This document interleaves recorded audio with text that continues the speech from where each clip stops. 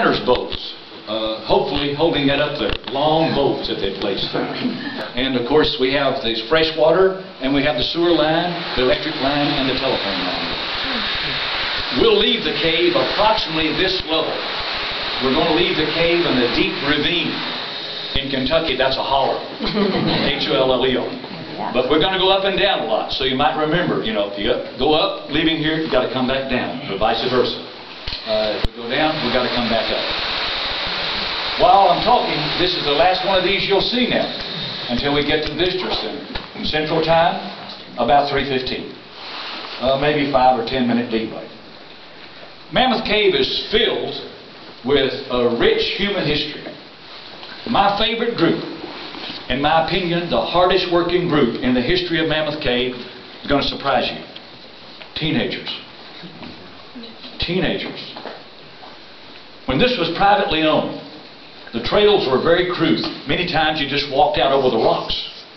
They weren't concerned with your safety. Groups were small.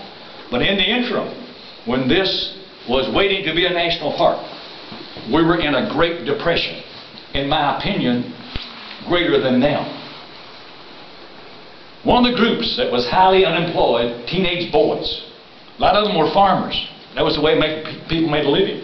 But the farmers overproduced. So a lot of the farms went out of business. The boys, a lot of them, that's all they knew, farm work. We didn't even have compulsory education in most states. So they moved to town. But they didn't have any knowledge. That flooded the teenage population in towns.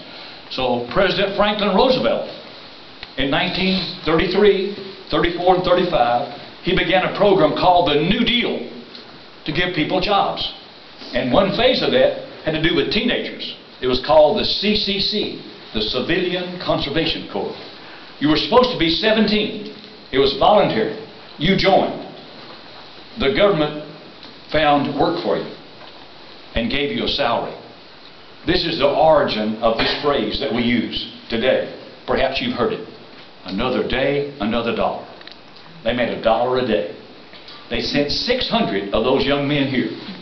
25% black, 75% white. They had barracks outside, prefab, threw them up quickly.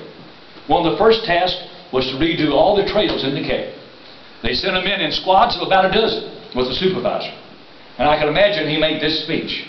Guys, we got a big job here. We can't get machinery in here. We don't have any money to bring equipment in or material.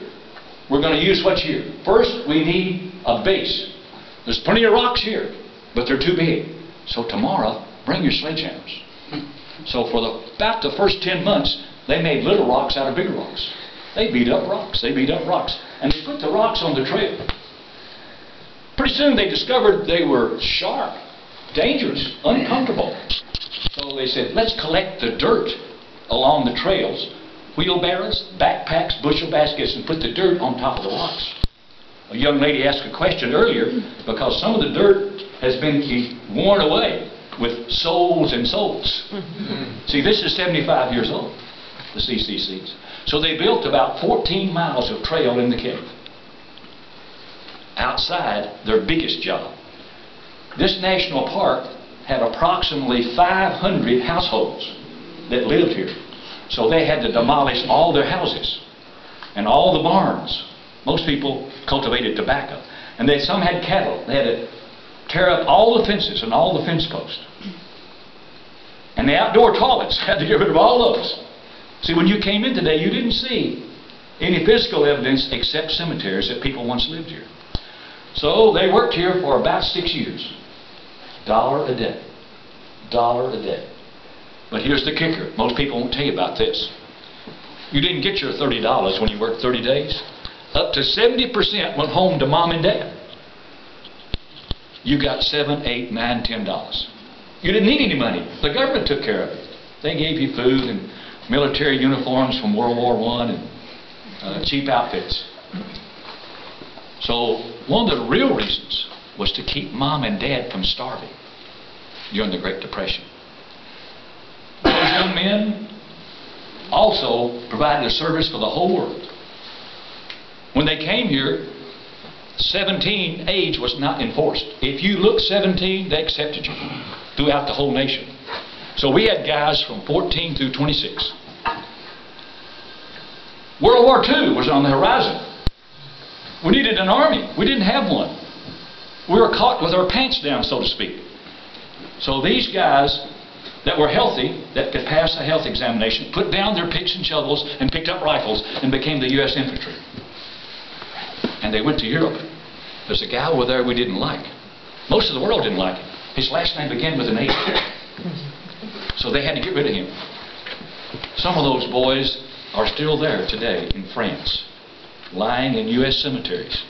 Some died over there as teenagers. Many died before they were 21. So this story hopefully will encourage you to respect teenagers. They do wonderful things. But most of the time we're not aware of that because we read all the papers for all the bad things they did. You know, they're drug addicts and they rob drugstores and they have illegitimate children and so on and so forth. You know. One more thing they had to do. Some still haven't got 21 yet. There's a guy over in Japan. His name begins with a T. They got to get rid of him too. Some of those people died in those islands in the Pacific before they were 21 years old. Serving not only us but the whole world. Weren't they great? Anybody, can you relate with a CCC boy? Anybody? Father? Grandfather? Uncle? Anybody? They're just about dead now, but some that lied about their age are still living. Personal note. 4 years ago, I got to interview a black man, a CC boy. He was 88 years old. I talked to him for a half an hour.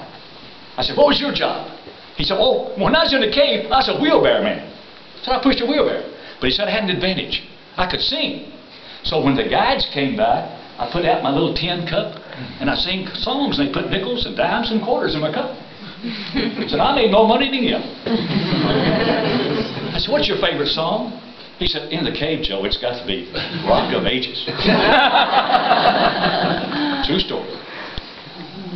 What about a question or comment?